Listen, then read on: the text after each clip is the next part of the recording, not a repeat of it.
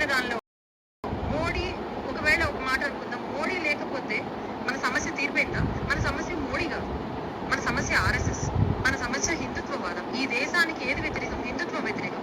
ఈ దేశానికి ఏది వ్యతిరేకం? ఒక మతం మీద మాత్రమే రాజకీయాలు చేయాలనుకుంటున్న ఒక సంస్థ ఈ దేశం యొక్క ఐక్యతకు వ్యతిరేకం. దానిని వదిలిపెట్టి మనము దానిని పక్కన పెట్టి, మోడీ మీద యుద్ధం ముఖ్యమే, కానీ దానిని పక్కన పెట్టి ఎంతసేపు ఒక వ్యక్తిని చేస్తే రేపు ఆదిత్యనాథ్ వస్తాడు, ఓకేనా? మనకది తన మీద ఉంటాం, పొయ్యిలో ఉంటామో మొత్తం బూడిదైపోతాం అనే పరిస్థితికి వస్తున్నాం మనం.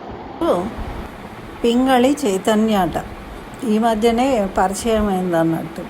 కుబేర సినిమాతోని ఈమె కాస్త పేరు వచ్చింది. కుబేర సినిమా చాలా అద్భుతంగా ఉంది, అరుదైన సినిమా, ఇటువంటి సినిమా లేదు ఇప్పటి వరకు అని అందరు. అసలు అందులో ఏముంది అంటే, హిందువుని ఒక బిచ్చగాడుగా చూపించి ఆ బిచ్చగాడు మసీదుల ముందు అడుక్కుంటున్నట్టు మసీదుల వాళ్ళు ఈయనకి తిండి పెట్టి సహాయం చేసినట్టు చాలా అదొక గొప్ప చిత్రం అన్నమాట. ఇప్పుడు అంటే తుర్కోళ్ళందరూ ఎవరెవరో వచ్చి మన దేశాన్ని కొల్లగొట్టి మన దగ్గర ఉన్నది వాళ్ళు ఎత్తుకపోయినరు, అది చూపించారు. కానీ వీళ్ళు మన వాళ్ళు పోయి వాళ్ళని అంటే వాళ్ళ ఫ్యూచర్ దృష్టి ఏంటి అంటే, హిందువులందరూ బిచ్చగాళ్ళుగా ముస్లిమ్స్ ఇండ్ల ముందర అడుక్కుంటూ ఉండాలి అనేది దీన్ని బట్టి అర్థమవుతుంది. అయితే ఈమె చాలా ఇప్పుడు పేరు వచ్చేసింది ఇంటర్వ్యూలలోకి రాగానే.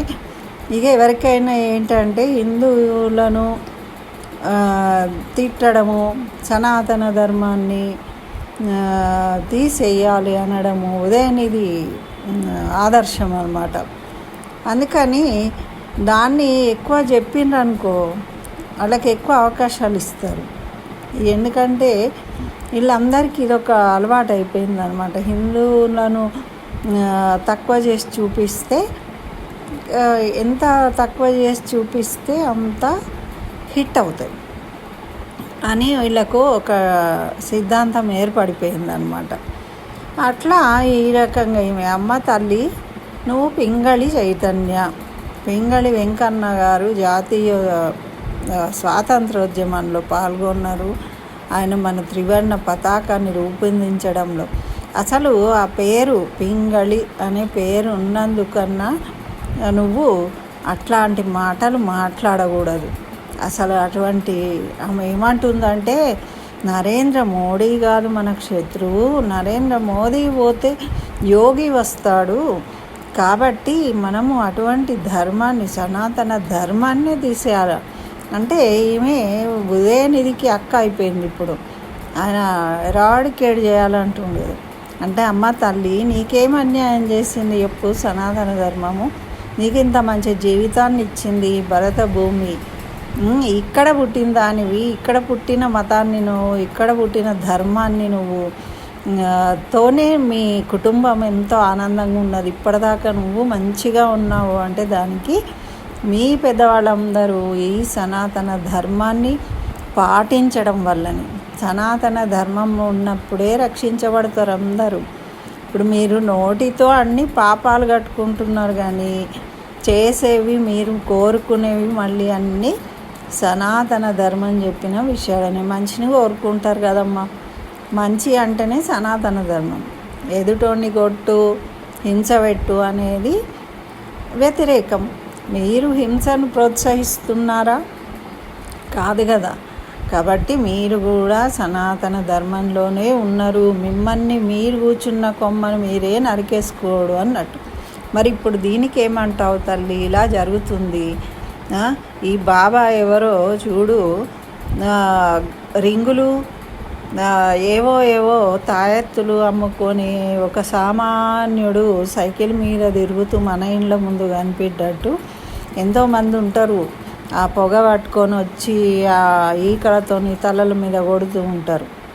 అట్లాంటి వ్యక్తి ఈయన ఇప్పుడు పెద్ద రాకెట్, ఎన్నో వేల మందిని, మన అమ్మాయిలను వాళ్ళ మత మార్పిడి చేసి వాళ్ళ దేశాలకు పంపించేసి వాళ్ళు ఒక్కొక్కళ్ళతోని ఒక 6-6 సంతతిని పెంచుకొని వాళ్ళందరినీ ముస్లిం బిడ్డలుగా వేసిన మన వాళ్ళు, కానీ ముస్లిం బిడ్డలుగా ఎదుగుతున్నారు వాళ్ళు. ఇప్పుడు దీనికి ఏమంటావు చెప్పు? ఇది సరైన విధానమా? దీన్ని నువ్వు ప్రోత్సహించేది, దీన్నే నన్ను కోరుకుంటున్నది, ఇటువంటి సంస్కారాన్న?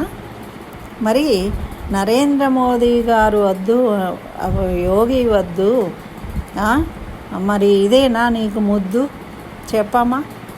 ప్రతి వాళ్ళు ఏదో ఒకటి మనము హైలైట్ కావాలి, ఎలా చెప్తే అందరు జనాలు చప్పట్లు కొడతారు అని ఆలోచించద్దు.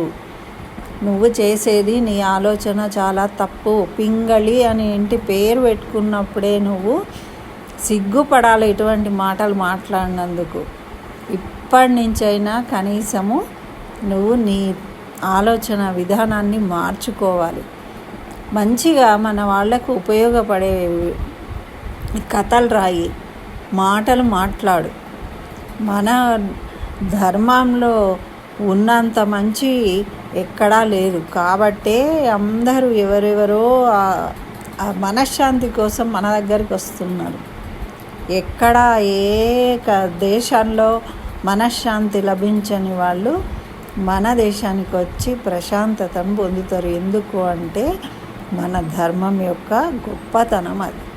నువ్వు ఇంత ప్రశాంతంగా నవ్వుతూ ఎంత చక్కగా మాట్లాడుతున్నావు, అది ఎందుకు వచ్చింది నీకు ఆ సంస్కారం అంటే మన వాంగ్మయము, మన రామాయణ భారతాలు వినడం వల్లనే నీకు ఈ మాటలు మాట్లాడే శక్తి వచ్చింది. ఆ మాటలు ఎక్కడి నుంచి వచ్చినాయి? నీకు నేర్చుకున్నావు.